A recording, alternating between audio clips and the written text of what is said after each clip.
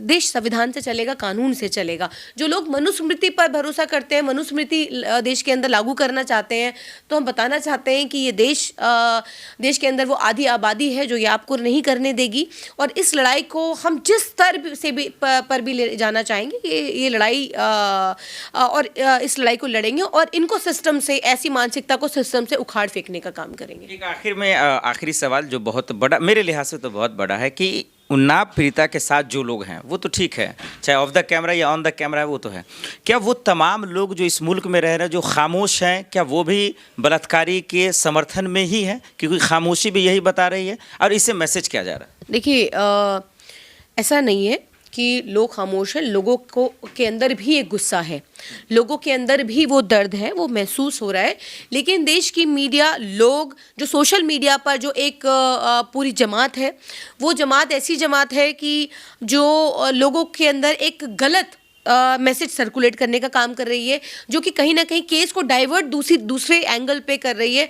आप जानते हैं कि जो लोग विधायक खरीद सकते हैं, जो लोग पैसों के दम पर पूरी सत्ता खरीद सकते हैं, तो जाहिर सी बात है वो कुछ भी कर सकते हैं। परिवारजन को खरीदना कोई बड़ी बात नहीं है, परिवार तोड़ना कोई बड़ी बात नहीं है। जिसने परिवार ख़त्म कर दिया वो परिवार को खरीद भी सकता है, उनसे स्टेटमेंट भी दिलवा सकता है, वो बहुत कुछ कर सकता है। जब आप सत्ता में है, सिस्टम आपके हाथ में है और सिस्टम को आप अपने अनुकूल चला रहे हैं, तो ये कोई बड़ी बात नहीं है। लेकिन ये बात सही है कि लोगों को ऐसे मामलों में, क्योंकि निर्भया हमने देखा था, निर्भया के वक्त किस तरीके से पूरा देश एकजुट हो गया था और फिर इस सिस्टम के खिलाफ और एक लड़ाई जो पूरे देश भर ने लड़ी थी, वो उसका नतीजा था कि सारे जितने आरोपी थे उन सबको जेल की सलाखों के पीछे जाना पड़ा। और उसके बाद इस तरीके से, जिस तरीके से कुलदीप सिंह सेंगर या राम रहीम जैसे बलात्कारियों को पेरोल मिलती है, उनको पेरोल नहीं दी गई थी, पूर्ण न्याय हुआ था। लेकिन आज जो पीड़िता है उन्नाव की, आज वो एक ही बात कह रही है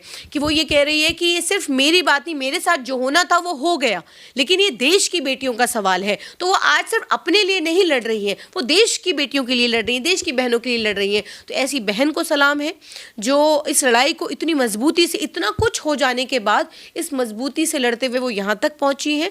और उन लोगों को कहना चाहती हूँ और अपील भी करना चाहती हूँ कि खामोश मत रहिए। जुल्म जब होता है और जब हद से जब बढ़ जाता है तो फिर उस पर खामोश रहना, देखिए उसके वो कहीं ना कहीं जुल्म का साथ देना है। तो खामोश मत रहिए। जिंदगियों में सब बिजी है, सब कुछ होता है। जब आपके साथ होता है, वो कहते हैं ना कि जलते घर को देखने वालों, फूस का छप्पर आपका है, आपके पीछे तेज हवा है, आगे मुकद्दर आपका है। उसके कत्ल पर मैं भी चुप था, मेरा नंबर अब आया, मेरे कत्ल पर आप भी चुप हो, अगला नंबर आपका है। तो देखिए, आपको नहीं मालूम, आज आप एक बेटी के लिए खामोश रहेंगे, कल को कोई और बेटी होगी, कल को कोई और बेटी होगी। इनके घर में माँ बहन बेटियां है नहीं है, दर्द इनके अंदर है नहीं है, मुझे नहीं मालूम, क्योंकि इनके पास सत्ता है। इनको पता है कि इनके पास वो तमाम चीज़ें हैं, तमाम संसाधन हैं, तमाम चीज़ें हैं।